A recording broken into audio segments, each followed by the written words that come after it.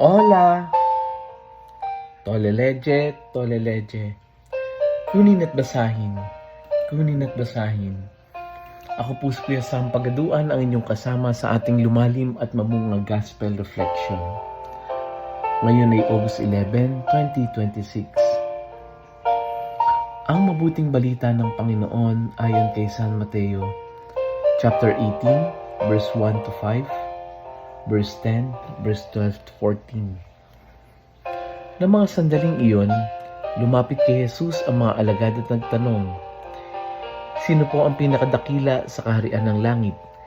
Tinawag ni Jesus ang isang bata, pinatayo sa harapan nila at sinabi, "Tandaan niyo ito, kapag hindi kayo nagbago at tumulad sa isang bata, hindi mapapabilang kayo sa pinaghaharian ng Diyos.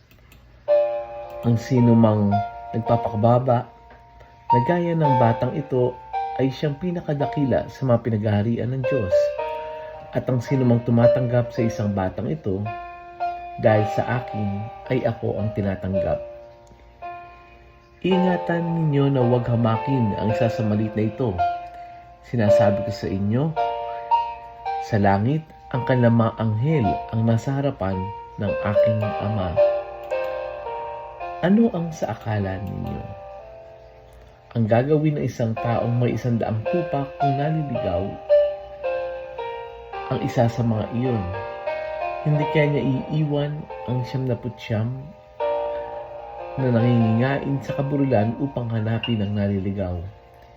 Sinasabi ko sa inyo, kapag nasumpungan niya ito, higit niyang ikagagalak ang isang ito kaysa sa 99 na hindi naligaw.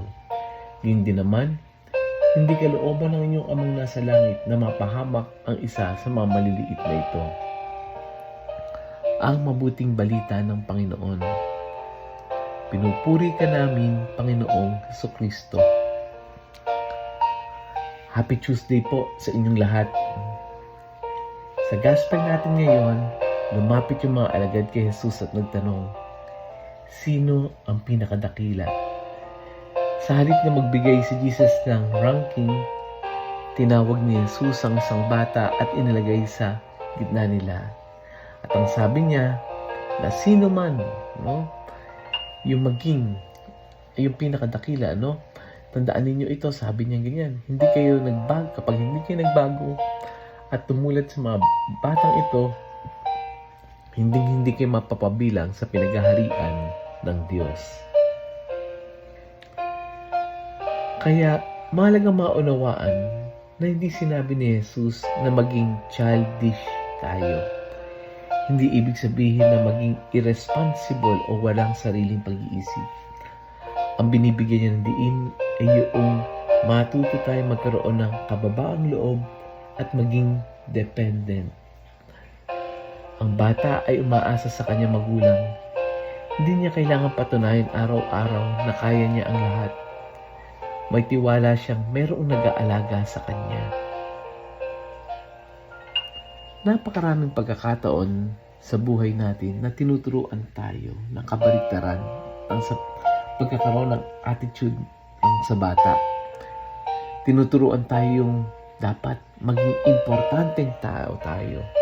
Kailangan natin maging successful, magaling, magkaroon ng achievements, position, may pangalan.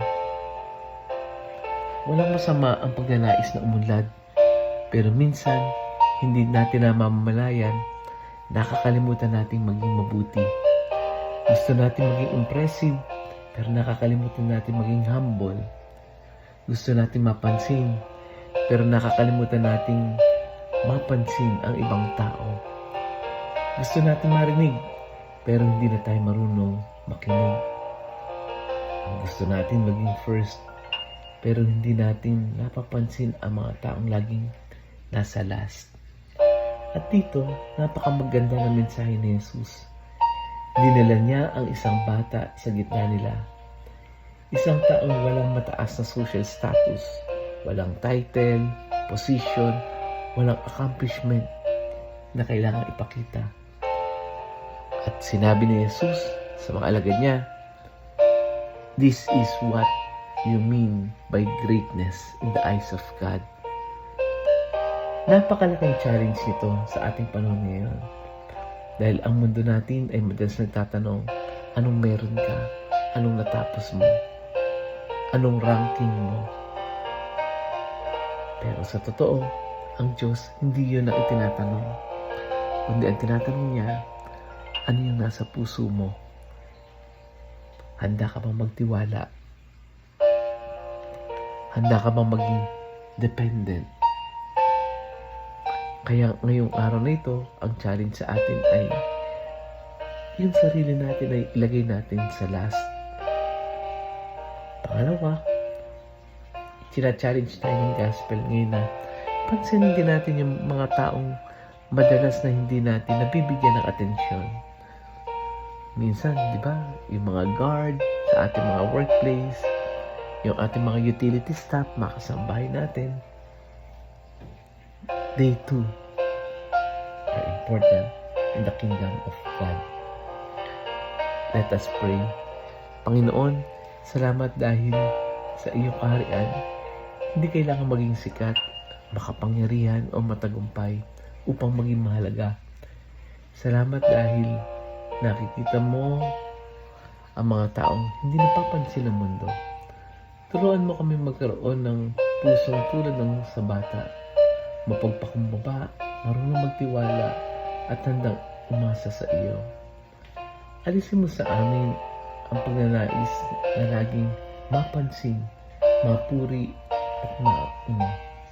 Sa halip, turuan mo kaming maging sensitive sa mga taong nangangailangan ng aming presensya at pagmamahal. Amen. Friends, may kakilala ka bang pakiramdam niya ay hindi siya mahalaga? Baka isang taong tahimik, naliligaw, o isang taong pakiramdam niya ay walang nakakapansin sa kanya. I-share natin yung audio gospel na ito. Share natin ito sa mga nangangailangan. Baka kailangan niya rin tayo. Isang pagkamusta, isang pagtawag, isang pakikinig. Share din natin ito sa ating mga kaibigan, kakilala, sa mga GC natin, sa mga ka-workmate natin, classmate natin. Tandaan, hindi ko mo tahimik, hindi ko mo inactive and passive, hindi mahalaga sa Diyos. Mahalaga sila. Muli, ako po si Kuya Sam Pagaduan, lagi nag-aanyaya. Halina, tayo ay lumalim at mamunga. Lumalim sa pananampalataya at mamunga ng mabubuting gawa. God bless us all.